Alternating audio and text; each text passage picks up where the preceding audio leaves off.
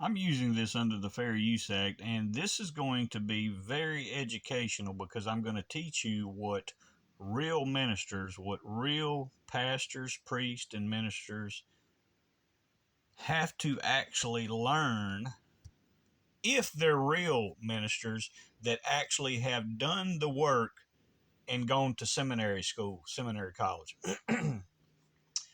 So Timothy has made his most recent video, and it's going to be very insightful because, again, he's begun to be called out on all of his behaviors from pastors, and I think it was Alabama Woodsman had pointed out that there are actually a large group and a growing group of pastors in the state of Alabama that have begun a petition to get rid of Timothy Dixon, force Timothy Dixon and Robin Bullock either shut their ministries down or be forced out of the state for being false prophets.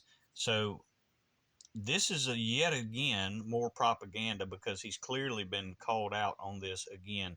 So he's tried to bring it back up and discuss his arrest.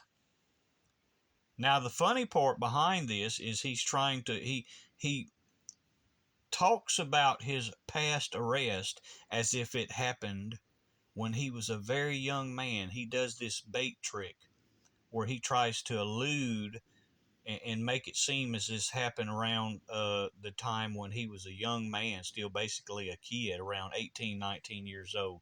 So I just want to show you this clip of him pointing that out and talking about it, bringing it back up just recently. Coming up and got myself in some trouble. And when I ended up in jail, when the door slammed on that jail cell, the Lord come to me that night and started speaking to me. So he got arrested some time back.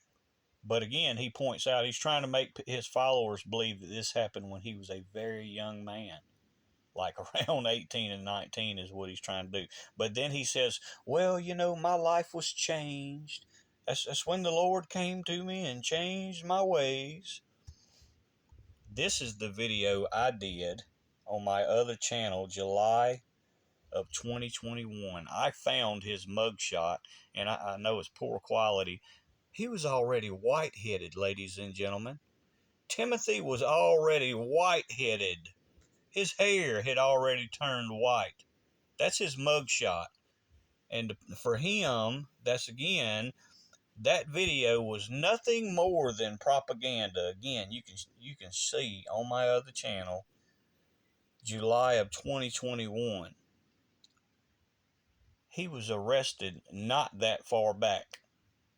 Not that far back. It wasn't when he was some young man, because he's propagated the idea that he came to the Lord when he was about 19 years old.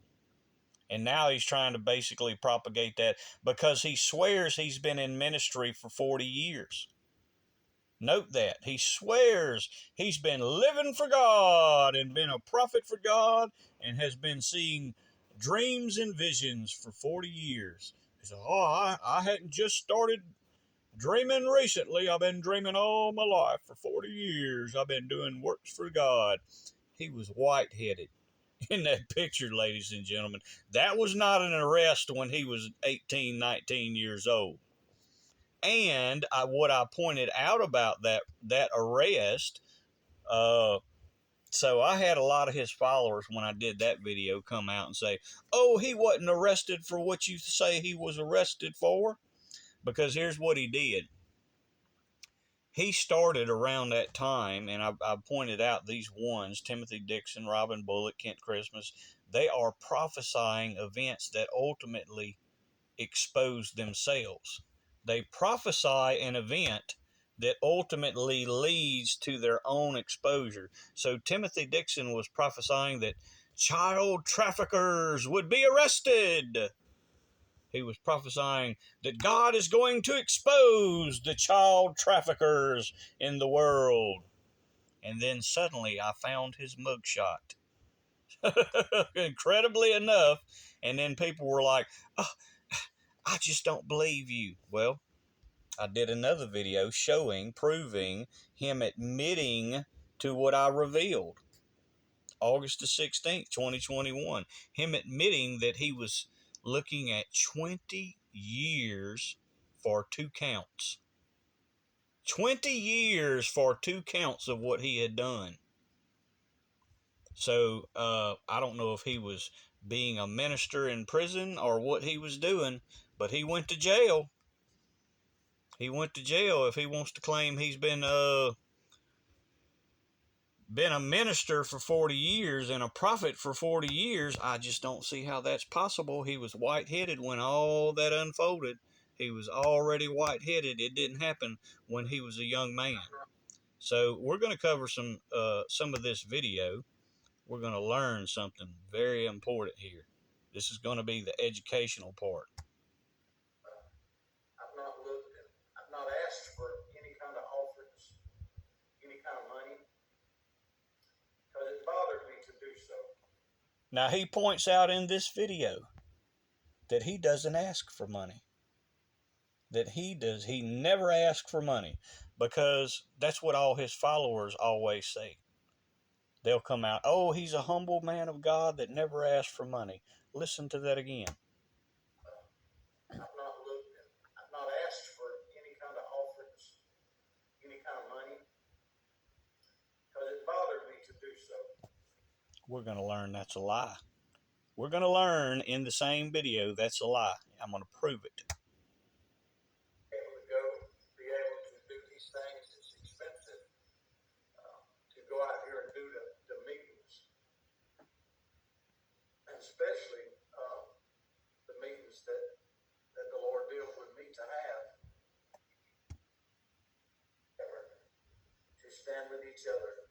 If we sow to the Spirit, we're going to of the Spirit reap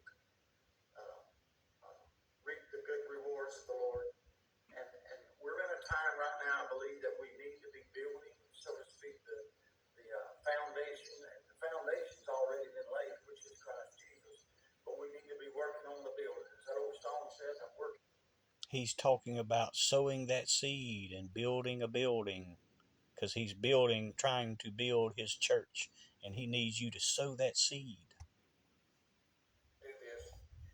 If you're wanting to help build the church that we're building, make your donations.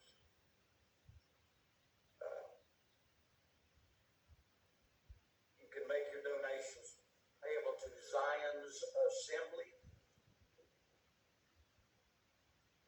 or you can make them payable to Timothy Dixon Ministry, either one you want to do, and help us with this. We're not going to build a able to go. I've not asked for any kind of offerings, any kind of money, because it bothered me to do so. Do this. If you're wanting to help build the church that we're building, make your donations.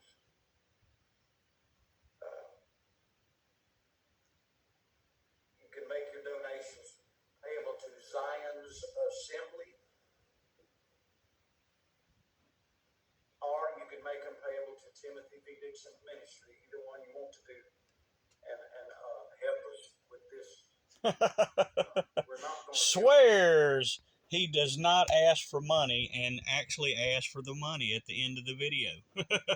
This is what's called supraliminal messaging. It's very similar in a sense to subliminal messaging.